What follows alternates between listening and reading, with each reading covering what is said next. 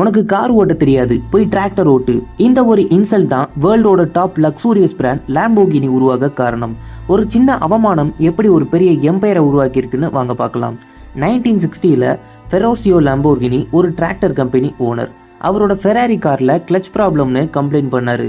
ஆனால் Ferrari owner Enzo அவரை கேவலமாக பேசி வெளியே அனுப்பிட்டாரு. அந்த கோபம் தான் ஒரு சபதமாக மாறி இருக்கு.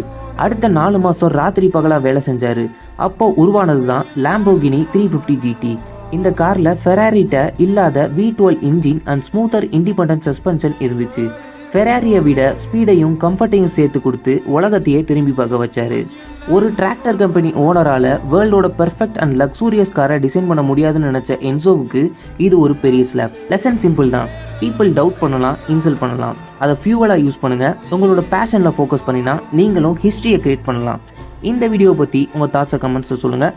இந்த மாதிரி இன்னும் நிறைய இன்ஸ்பைரிங் ஸ்டோரிஸ்க்கு நம்ம சேனலை சப்ஸ்கிரைப் பண்ணிடுங்க.